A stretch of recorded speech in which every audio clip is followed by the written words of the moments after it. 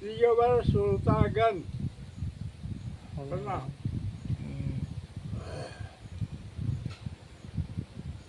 आज का डिस्क्रिप्शन है योग। योग योग आज सिर्फ योग के बारे में बातचीत करूंगा। इसके बाद मैं किसी दूसरे वीडियो में भोग के बाद में बात करूंगा। तीसरे वीडियो में रोग के बाद में विशेष बात में होगा, विशेष ज्ञान। अब आइए योग के बारे में ये बता रहा हूँ सर्वप्रथम कि मेरा योग गुरु है श्री कृष्ण भगवान। श्री कृष्ण भगवान से बचपन का साथी या क्लास फ्रेंड कहिए या 24 घंटा का फ्रेंड कहिए, कृष्ण भगवान। तो कृष्ण भगवान से ही हम योग सीखे हैं, वो गीता ज्ञान के आधार पर। तो वो योग जो है आप लोगों को भी बताएंगे। और दूसरा योग सीखे हैं गायत्री मंत्र के आधार, दोनों में कामयाब रहे, सफल रहे, योग सिद्ध है। गायत्री मंत्र के आधार पर भी योग सिद्ध हूँ और गीता के ज्ञान के आधार पर भी योग सिद्ध है। योग सिद्ध हो तो मेरा काम बेकार इधर लग रहा है आपको कि जब आप योग सिद्ध हैं तो भगवान देते आप वैकुंठ में रहिए या परम धाम में रहिए, परम के साथ रहिए। तो ये देश दुनिया संसार है, जो गंजन में जो हो रहा है नरक गंजन, इसमें आप क्यों इंटरफेयर कर रहे हैं? तो यही तो समझना है गुरु जी। आप ही लोग गुरु हैं। अगर अब मैं चेला हूँ तो मैं आपको यही कह रहा हूँ गुरु जी, ये संसार देश दुनिया किसके भरोसा पर छोड़ दिया है? आप ही लोगों के भरोसा पर। संसार के आदमी जो 2 पैर 2 हाथ देखते हैं वो उसके भरोसे पर, या उसके साथ कोई और भी है संसार और देश दुनिया को निभाने वाला, चलाने वाला, हाँ? उसके लिए भी है। तो जगत ही है तो उसमें से मैं हम हूँ, मुझे भी है उसकी जिम्मेवारी देश दुनिया। मैं तो सब कुछ पा गया हूँ, अपना मंजिल पर हूँ। मंजिल से घर से आता हूँ, घर परम धाम है। कितना दूर है आप लोगों के हिसाब से? बहुत दूर है, जबकि हमारे घरे में परम धाम है। पहले आके रहता है और फिर अपना धरती का धाम बना के जाता है, कभी स्वर्ग का धाम बना के जाता है। सब तो हमारे साथे हो रहा है। लेकिन बात इतना नहीं है। अब आपको हम योग की बात समझा रहे हैं, योग समझिए। देखिए, योग माने होता है जोड़ना। पहला दूसरा क्लास में सीखे होंगे, मास्टर जी पढ़ाते होंगे, योग करो माने जोड़ो, तो वही योग है। योग माने जोड़ना। तो जोड़ने का मतलब है कि 2 + 3 5, 2 को जोड़ दिए 3 से तो 5 हो गया। हम कुछ भी जोड़ देंगे तो उसका कोई परिणाम कुछ और होगा। तो वही है कि हम जो है अपने को जोड़ो। किससे जोड़ो? भगवान से। और हम कौन है? मनुष्य हैं, नर हैं, जन्म लिए हैं तो मनुष्य हैं, मृत्यु लोक में जन्म लिए हैं, नर हैं। और भगवान जो है, भगवान है तीनों लोकवासी, तीनों लोक में रहने वाले भगवान। तो भगवान को मैं नर में जोड़ दूंगा, जोड़, उसी को योग कहता है। ये आपको अपनी भाषा में, चलती फिरती भाषा में ये आपको समझा रहा हूँ। इसको आप समझ। योग का मतलब बहुत बड़ा पहाड़ काम नहीं है कि हमारे माथा पर पहाड़ आए। अरे योग करो, अरे कितना बड़ा काम बोल रहा है, अब तो हमसे नहीं होगा योग। क्यों नहीं होगा? 3 + 2 5 होता है, जोड़ नहीं सकते। तो उसी तरह जोड़ है, अपने को भगवान से जोड़ना, योग। तो अपने से भगवान को जोड़ तो दिए, लेकिन भगवान के बारे में कोई बताएगा तब ना। आप किसको लाके भगवान को जोड़ रहे हैं? न प्रेत पिशाच को जोड़ रहे हैं, न मनुष्य को जोड़ दिए, न राक्षस पशु पक्षी को जोड़ रहे हैं, कीड़ा मकोड़ा जोड़ रहे हैं। किसको जोड़ रहे हैं? अपने साथ भगवान। तो भगवान क्या है, कौन है? इसके लिए भगवान का ज्ञान जरूरी है। तो भगवान का जो ज्ञान और बुद्धि, संकल्प जो भी भगवान का है, इसको सीख लेने से जान लेने से क्या होगा कि आपको भगवान की स्वरूप को पहचान में आएगा, और उस स्वरूप को आप ध्यान में ला के रखेंगे तो आपका योग हो गया। अब अपना योग ठान लिए। और मैं कृष्ण भगवान को जो स्वरूप से बचपन से माँ से पिता से सुनते थे, कृष्ण कथा, रामायण कथा, सूरदास के सुख सागर की कथा, कभी क्या कहते हैं भागवत पुराण की कथा, तो इससे कृष्ण भगवान के बारे में बहुत जानकारी हो गया। कृष्ण भगवान का स्वरूप मेरे पास आने लगा, तो कृष्ण भगवान के स्वरूप को हम ध्यान में लाए तो मेरा योग कृष्ण भगवान के साथ हो गया। अब योग में जो है तरह तरह का जांचना भी है, कष्ट भी है, परीक्षा की भी है, बहुत परीक्षा देना पड़ता है। तो उस समय जो है मदद करने वाले कृष्ण भगवान, कृष्ण भगवान को पहले जो हमको योग का पूरा अनुभव नहीं है, एक बार योग सिखा दीजिए पूरा, दोबारा परीक्षा लीजिए तो हम कर सकते हैं। और अभी तुझसे सीख रहे हैं और तुझसे आप परीक्षा लेना शुरू करेंगे तो कैसे सकेंगे। तो कृष्ण भगवान साथ में थे, वो सब सिखाए भी, परीक्षा भी दिए, पास भी किए। 85 में सब्जेक्टली पास हो गए 1985 में। और पास होने के बाद मेरा पहला अटैक था कलयुग को समाप्त। देखिए, चार युग जो है, चार युग है, सतयुग, त्रेता, द्वापर, कलयुग। ये युग जो है क्या है, काल का अवतार है। युग माने समय, समय माने काल, तो चार काल है। काल को कोई नहीं मारता, युग को कोई नहीं मारता, युग को काल को निष्क्रिय करता है। निष्क्रिय मतलब उस युग का प्रभाव को छीन्न कर देता, प्रभाव को निष्क्रिय कर देता।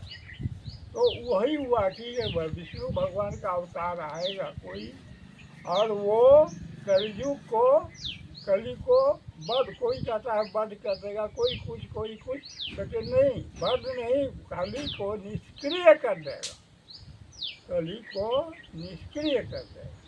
तो निष्क्रिय करने की बात जो था वो हम 85-86 में कर चुके हैं, और इधर रेडी पहले से करके बैठ के निश्चय। और सतयुग का क्या स्वरूप है, क्या काल है, सतयुग काल क्या है, उसको भी लेके चल के देख लिए।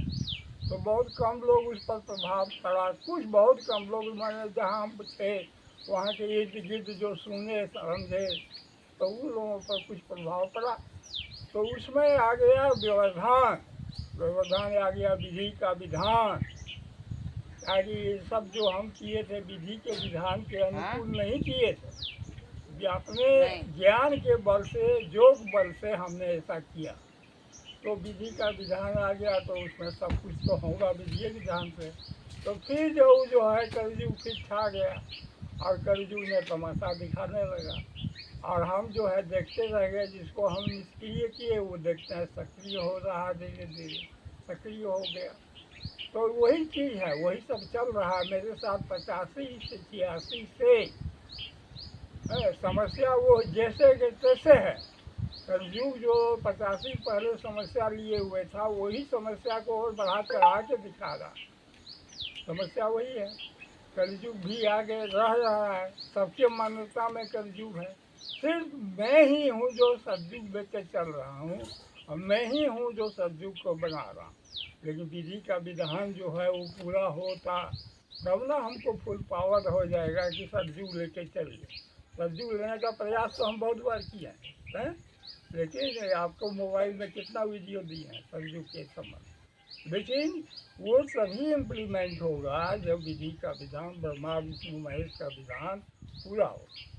तो कलयुग जो है, आप लोग ऐसा मत सोचते हैं कि कलयुग को हत्या कर देगा विष्णु भगवान का अवतार, वैसा नहीं होता है। किसी युग का हत्या नहीं होता, युग को निष्क्रिय करना पड़ता है, नाकामयाब बनाना पड़ता है, तब जाके युग जो है स्वर्ग हार के स्वर्ग चला जाएगा। अब वो उसका कोई काम नहीं, तो वो काल है, इसलिए विष्णु भगवान की जरूरत पड़ता है। दूसरा आदमी इसको नहीं निष्क्रिय कर सकता। विष्णु भगवान या विष्णु भगवान का परम भक्त या विष्णु भगवान ही का कलियुग हो या कोई युग हो उसको निष्क्रिय कर सकते। जैसे द्वापर को निष्क्रिय श्री कृष्ण भगवान किए थे, रह के त्रेता को निष्क्रिय राम भगवान किए थे, सतयुग को विष्णु भगवान किए थे। तो उसी तरह से यहाँ निष्क्रिय तो कर किया जा सकता है, निष्क्रिय सब कोई नहीं कर सकता। विष्णु भगवान या उनका परम भक्त या उनका आशीर्वाद या उनका चाहिए कि अवतार जो भी हो, यह निष्क्रिय कर सकता है। तो निष्क्रिय कर देने से युग जो है चला गया।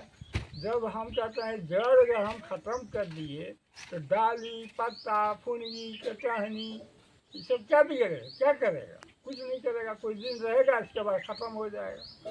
तो वही चीज़ है कि कलयुग का जो 5 कपट है वो आप सबके दिल दिमाग आँख में जहाँ तहाँ है, अभी भी है। और उन लोगों को भावना में यही है कि कलयुग जैसे के तैसे, जबकि 85 में ही उसका इतिहास है कि 85 में इसको निष्क्रिय अपने से मैं कर चुका हूँ। मैं प्रमाणित करता हूँ कि मैं कलयुग को निष्क्रिय कर दिया।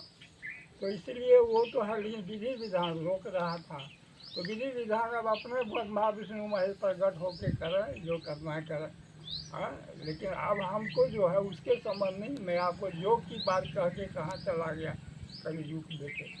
योग की बात है तो योग में हम आपको बताया कि कृष्ण भगवान हमारे गुरु थे और कृष्ण भगवान ने जो सिखाया है वही मैं आपको कह रहा हूँ। आपको जो है योग होता है कैसे? एगो होता है बुद्धि योग, कर्म योग, एगो होता है ज्ञान योग, एगो होता है आपको भक्ति योग, 3 योग हुआ। एगो होता है ध्यान योग, 4 योग। गीता के आधार पर कृष्ण भगवान के परम ब्रह्म के मैंने से उपदेश के अनुसार उनके दिए हुए ज्ञान के अनुसार 4 योग है। तो 4 योग को अब मैं एक योग करके अभ्यास कीजिए। एक योग को अगर कर्म योग को अभ्यास कर लिए, सफल हो गए, तो दूसरा योग है भक्ति योग, वो भी सफल हो जाएगा। भक्ति योग हो गए, फिर ज्ञान आ गया अपने से, जो ज्ञान नहीं भी मालूम था वो भी ज्ञान आ जाएगा, सब ज्ञान। और ज्ञान के साथ ज्ञान को जोड़ दीजिए भगवान। तो भगवान का कर्म क्या है? रात दिन 24 घंटा जो हो रहा है क्रिया, वही न कर्म है। बुद्धि, भगवान का बुद्धि जो काम कर रहा है वही बुद्धि से अपना बुद्धि को जोड़ दीजिए। भगवान का बुद्धि, अपना बुद्धि को क्या है? जो माता पिता से सीखे, ये गुरु से सीखे, शिक्षा से सीखे, ज्ञान पढ़ के किताब से जो जहाँ से भी सीखे, जो सीख लिए वही बुद्धि है। उस बुद्धि को आप जोड़ दीजिए भगवान के बुद्धि से। और भगवान का बुद्धि कहाँ है? सब तो ज्ञान सीखे हैं, सुने हुए हैं, समझे हुए हैं भगवान का ज्ञान। तो उस चीज़ से जोड़ के तो कर्म योग हुआ। अब ये योग जब सफल हो जाएगा तब आपका जो आएगा आनंद आएगा, तो कहेगा ये वो सफल हुए तो भक्ति योग को भी जोड़े। तो भक्ति बना होता है धारण करना। तो आप कृष्ण भगवान के नाम से जो भी है, कोई राम भगवान को भोला भगवान, कोई विष्णु भगवान, कोई गायत्री, कोई सावित्री, कोई क्या कहते हैं, कोई जो भी है, गायत्री दिया है तो सरस्वती, और कोई लक्ष्मी, कोई पार्वती भगवती। तो इस तरह से जो कोई ब्रह्मा को भी लिए हुए योग मैंने आप दे सकते हैं। किसी को ही इष्टमान किसी को प्राप्त करने के लिए आप योग दे सकते हैं। कोई दिन लेता है कोई योग में, कोई गणेश जी को लेते हैं योग में। तो इस तरह से लेके धारण करना, भक्ति का मतलब है धारण करना। आप धारण किए तो उसको क्या कहा जाएगा कि आप धारण करके उनका जो है श्रवण कहते, सुन रहे हैं, धारण कर रहे हैं, और उनसे जो है अपनी भक्ति भावना को प्रकट कर रहे हैं। आपकी जो आस्था है, भक्ति है, वो उनसे जोड़े हुए हैं, जोड़ लिए भगवान से। इस जिससे योग कर रहे हैं उनसे जोड़ लिए, ये हुआ भक्ति योग। तीसरा हो गया ज्ञान योग। तो ज्ञान, जितना भी ज्ञान ईश्वर का ज्ञान आपको हम भी दिए हैं और भी दुनिया के लोग देता है प्रवचन में, सब ज्ञान को स्टोर कीजिए और ज्ञान को भगवान के जो ज्ञान है उस ज्ञान से ज्ञान में जोड़ दीजिए। दोनों तरफ ज्ञान, भगवान का ज्ञान, अपना ज्ञान मिला के जोड़ के और उसी योग को मेंटेन करते रहिए हमेशा। धारण करते रहिए, दोनों तरफ का ज्ञान को समझते रहिए, चलते रहिए, भजते रहिए। तो यही चीज़ है कि ज्ञान योग भी हो गया। और ध्यान योग में हमेशा ध्यान में भगवान साक्षात विष्णु को स्वरूप को ध्यान कीजिए, साक्षात रामकृष्ण के स्वरूप को ध्यान कीजिए, शिव बाबा का स्वरूप, किसी भी एक को आप धारण कीजिए, स्वरूप को ध्यान में लाइए, तो वो ध्यान योग ध्यान से जुड़े हुए हैं भगवान। तो चारों को हम आपको ऐसा भाषा संक्षेप में सरल भाषा में समझा रहे हैं कि कोई भी आदमी इसको समझ जाए। योग को पहाड़ नहीं समझेगा कि योग बहुत बड़ा चीज़ है।